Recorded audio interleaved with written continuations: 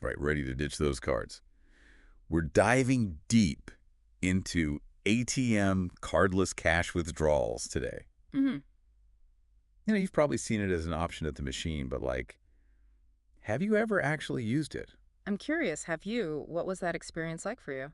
Honestly, I haven't. I always thought it just seems a little more complex than just swiping my card, you know? Yeah, I get that. And that really brings us to the core of what we're looking at today. There's some fascinating research that tries to get to the bottom of why cardless withdrawals haven't really, become super popular. I mean, you'd think with all the worries about skimming and fraud, people would be all over a more secure option, right? Definitely. You're absolutely right. Security is a major concern these days. And this study really digs into that. Like, why aren't more people using it? Yeah. And the researchers found, it might be because of the design of the interface. So we're talking user experience then, UX, the way people actually interact with that ATM screen. It's not something most of us would even give a second thought to, but it turns out it has a big impact on whether people will use a service. Yeah, a huge impact. The research paper we're looking at today is Pursuing Flawless Experience. Starts with the adjustment of the visual layout. ATM Cardless Cash Withdrawal Services Study by Zheng, Lei, and Chen. It was published in Sage Open in late 2024. Yeah. Quite a title. Yeah. So what did they find? Well, they zeroed in on one key problem. The thing that's holding these cardless systems back, they take too long. Really? People are just used to quick transactions at the ATM. Yeah. In and out, done. So if the cardless process feels clunky or slow, well, people are just going to stick with what they know. It makes total sense. I mean, time is precious, Right. especially when you're standing in line. Yeah, for sure. So how did the researchers study this? Like, how did they go about figuring out what was making these transactions so slow? They actually focused on the top 3 banks in Taiwan based on how many ATMs they have. And they started by observing 30 people as they used the cardless interfaces at these banks. So like undercover ATM spies. Uh-huh. Sort of. Well, not really spies, but they were definitely observing closely. Okay, so they're watching people use these ATMs. What exactly are they looking for? They were using something called a cognitive walkthrough. Okay, so what's that? Basically, they were trying to identify any points where people, got confused or hesitated or made errors. They were looking for those, wait, what moments that we all have, when something just doesn't make sense. Oh, I've totally been there. Like when you get to a step and you just have no clue what to do next, and you end up just tapping the screen randomly, hoping something will work, right? Yeah, exactly. And, based on these observations, they actually chose the best performing bank's interface. Yeah. They were going to use that as a starting point for the next phase of the research. Okay, so they found the best of the best of the worst. You could say that, yeah. All right, so what do they do next? They've got this best interface. How do they go from there? Optimization. Optimization. Yeah, they got creative, and they came up with 2 new interface designs. Okay. They called them Typography A and Typography B. And then they developed 2 different ways of giving instructions to the user, which they called Guidance A and B. So they were changing how the information was displayed on the screen. Yeah? And also how they actually guided people through the steps. Precisely. Then they brought in 36 new participants, none of whom had ever used cardless withdrawals before. Fresh eyes. Fresh eyes, and they had them try these different combinations of designs and guidance approaches. Makes sense. But they didn't just ask these people, like, did you like it, right? They actually had ways of measuring whether the changes were actually working. They did. They tracked things like how long it took people to complete a withdrawal, how many errors they made, even how mentally taxing they found the process. So they were looking at the cognitive load involved. Right.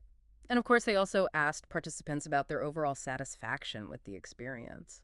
So some serious metrics in place. So I'm dying to know, did it actually, did it work? Did they make cardless withdrawals faster and easier? That's what we'll get into next time. And I think you might be surprised by what they found. Oh, now you got me curious. All right, we'll have to wait for part 2 to find out more about these results. Definitely. Don't go anywhere. Welcome back. So last time we were just about to get to the results of all those efforts that the researchers put into improving those cardless ATM interfaces, remember? Yeah, they redesigned those interfaces to be more user-friendly and had people try them out, right? Exactly. And it turns out they actually hit on something pretty interesting when it comes to, like, user feedback. Oh, okay. I'm intrigued. So remember how they were tracking not just how long it took people to do the withdrawals, but also like how they felt about the process. Yeah, yeah, all those measures of like perceived workload and satisfaction. Right. Right, right. So how do you think they like connected what people said about their experience to what the data actually showed about how they were using the interface? Hmm, that's a good question. I mean, it seems like those things should be related, right? Like, if you're frustrated, you're probably going to take longer to figure things out. That's exactly what they found. The more mentally taxing someone said the process was, the longer it took them to actually finish a withdrawal. Okay, so that's not really surprising, I guess. Yeah, It makes sense, right? I mean, it's like if you're trying to navigate a confusing website, you just end up clicking all over the place, getting more and more frustrated. precisely. And on the other hand, they found that the more people said they liked a certain interface design, the faster they were at completing the withdrawal. So there's a link between, like, enjoying something and being good at using it. Yeah, it's like if it feels good, it works good. Haha. Yeah, I like that. That's a good takeaway for designers, you know? Yeah, for sure. It's not just about aesthetics, it's got to feel good to use too. But okay, did these new designs actually perform better than the original ones? That's what I want to know. Oh, yeah, the results were pretty impressive. Okay, good. Both of those optimized typography designs, A and B, they significantly outperformed the bank's original interface. Oh, okay. And that was along with guidance A, remember those different instruction Hmm. methods? Yeah, They saw big reductions in both the time it took to do the transaction A and D, the number of errors people made. that's awesome. It really shows how even like small design changes can make a big difference in how efficient things are. Definitely. And they actually use something called the System Usability Scale, it's often called the SUS, to give each design a score. Ooh, I've heard of that. Yeah, it's a way to measure how usable something is, and all four of those optimized designs got an A grade, which means they're considered highly usable. That's great. High marks all around. So we know they perform better, but what were people actually saying about them? One of the things that really stuck out, people really like those guidance features, those instructions that walk them through the process. They said it made the whole thing much smoother and easier to understand. Yeah, that makes sense. Clear guidance is especially important when people are trying something new. Yeah, absolutely. And they also found that those little progress bars, the ones that show you how far along you are, made a huge difference in how confident people felt. Oh, yeah, it's like knowing how long you have to wait in line makes the whole experience way less stressful. Right. You're not left wondering what's going on. Yeah, exactly. Uh, So those little design tweaks had a big psychological impact. yeah, they did. And that actually points to a broader point about user-centered design. It's not just about making things look pretty, it's about understanding like how people's minds work, how they actually interact with technology. Okay, I love that. So we know those optimized designs were a big improvement, but let's step back for a second. Why does all this matter? I mean, it's not just about making ATMs a little faster, is it? What are the bigger takeaways here? Well, think about it. ATMs are everywhere. We use them all the time for quick access to cash. Right. And security is a huge concern. Yeah. So this study shows that is possible to make things more secure and improve the user experience at the same time. You don't have to choose one or the other. That's huge. We can have both. Yeah. But what about beyond ATMs? I mean, these ideas could apply to other parts of banking and finance too, right? Absolutely. Think about all the online banking platforms, mobile apps, all those digital interfaces we use every day. The same principles apply. If those systems were more intuitive, easier to use, people would be more likely to actually use them and they would feel more confident and secure doing it. It's like this study is a blueprint for a better digital world. Yeah. But one thing I found really interesting was how people's preferences differed based on their experience level. Remember how you said people who didn't use ATMs much preferred simpler layouts? Yeah, yeah, But people who used them more were fine with a little more complexity. exactly. And that actually brings up a really interesting question. Could ATMs be personalized to adapt to each user's, individual level of experience? Whoa, hold on. An ATM that knows you and adjusts accordingly? That's like straight out of a sci-fi movie. I know, right? But how realistic is that? I mean, Yeah. banks would need to know a lot about us for that to work. Well, they already collect a ton of data about their customers, transaction history, demographics, things like that. So Right. it wouldn't be that big of a leap to use that info, make things more personalized. So you're saying we could have an ATM that like detects your experience level and Mhm. automatically changes the interface? Yeah. Like adjusts to your preferred layout, guidance style, maybe even language. Yeah, it could, make things a lot easier for people. That would be amazing. But doesn't that also raise some privacy issues? Oh, absolutely. And those would need to be addressed. Yeah. But for now, let's get back to the research itself. There's another key takeaway here I want to highlight. Right. Remember how they used all that data to actually measure how successful their design changes were? That's crucial, that whole data-driven approach. You mean those UX metrics they use, like the task completion times and error rates? Exactly. But but how do you think that data actually gets translated into like a better design?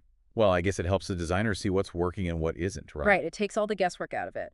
By gathering and analyzing all that data, designers can really identify patterns Uh-huh. and see where things can be improved. It means that they can make decisions based on evidence, not just intuition. So they're taking the art out of design and replacing it with science. I wouldn't say replacing the art, more like enhancing it with these data-driven insights. Okay, I like that. It can help us make interfaces that are not only more effective, but also more enjoyable to use? And of course, this isn't just for ATMs or even banking. Right. This approach could be used for any digital product or service. That's incredible. Imagine if everything we used online was designed like that. But before we get too carried away, we should probably talk about the limitations of this study. Every research project has them, right? Oh, for sure. One they mentioned was that because of the pandemic, they had to do all those experiments remotely. Ah, Ideally, they would have been able to watch people using real ATMs in a natural setting. yeah, it would have been interesting to see how their findings played out in the real world. But even with those limitations, this research shows just how powerful user-centered design can be, for creating digital experiences that are better, more secure, and more inclusive. And speaking of inclusivity, I think we should talk more about the potential of this research to make banking tech more accessible for people with Oh, disabilities. absolutely. I'd love to hear more about that. Think about all the features that could be built into ATMs and other banking interfaces to make them easier to use for people with, visual impairments or hearing impairments or even cognitive disability. Ooh, I like that. Things like larger text sizes, high contrast displays, voice commands, making sure they work with screen readers. Those would make a huge difference for a lot of people. Right. Imagine being able to manage your finances independently and confidently, no matter what your abilities are. That's a powerful thought. It is. Okay, well, I'm definitely inspired. But before we get too ahead of ourselves, let's bring it back to the research. What do you think the long-term implications are for the financial services industry as a whole? That's a great question, and a perfect way to move into the last part of our deep dive. We'll dig deeper into the future of ATM design, the potential for personalization, and the impact of all of this on banking and finance in general. So stay tuned. Welcome back to the deep dive. It's pretty amazing how something as simple as like getting cash from an ATM can lead to such a big discussion about the future of technology and user experience. Yeah, it really is. And it highlights how user-centered design can totally change the way we interact with even the most ordinary things. We've talked about how these design principles could improve ATMs themselves, but as we were just saying, the potential goes way beyond that. Imagine the impact on online banking, mobile apps, even those clunky kiosks you sometimes see in bank branches. Yeah, for sure. It's about creating a world where banking tech is easy to use, efficient, maybe even, dare I say, enjoyable. Right. No more wrestling with confusing menus or trying to figure out what all that banking jargon means Yeah, or waiting on hold forever with customer service. It would be a total banking revolution. definitely. So let's get specific. Like, what are some concrete ways that banks could actually implement these principles, put user-centered design into practice? Well, one thing that immediately comes to mind is the whole onboarding process for new digital banking services. Mm-hmm.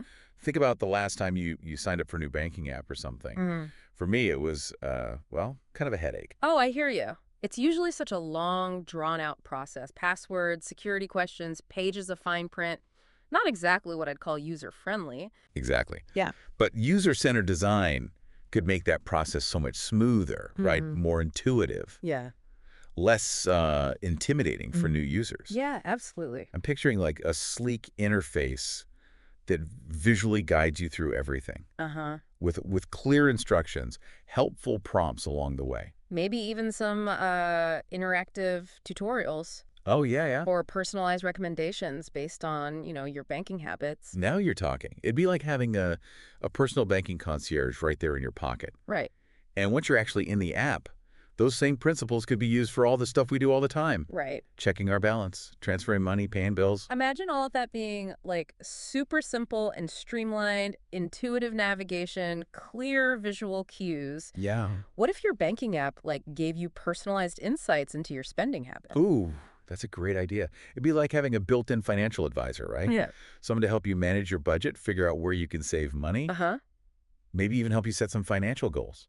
Exactly. It's all about using tech to give people the tools they need to make smart decisions about their money. But we can't forget about accessibility either, right? User-centered design can make banking tech more inclusive for everybody, regardless of their abilities. Absolutely. Things like larger text sizes for people who are visually impaired, high contrast displays, voice commands, screen reader compatibility. Yeah, yeah. All that stuff would be huge for so many people. Right. It's about making banking truly accessible to all. Okay, I am so on board with this vision of a user-centered banking utopia. It sounds amazing, Mm. but how do we actually get there? What are the next steps? Well, I think it starts with a shift in thinking. Okay. Within the financial services industry, banks have to really embrace user-centered design, make it like a core value, not just something they think about later. So they need to invest in research and actually get feedback from real customers, Yeah. and then actually use that feedback when they're designing things. Exactly. Put the user at the center of everything. And it's not just about the designers either. Right. It needs to be a company-wide thing from the CEO on down. Yeah. Everyone needs to buy into the idea that banking tech should be easy to use and accessible to everyone.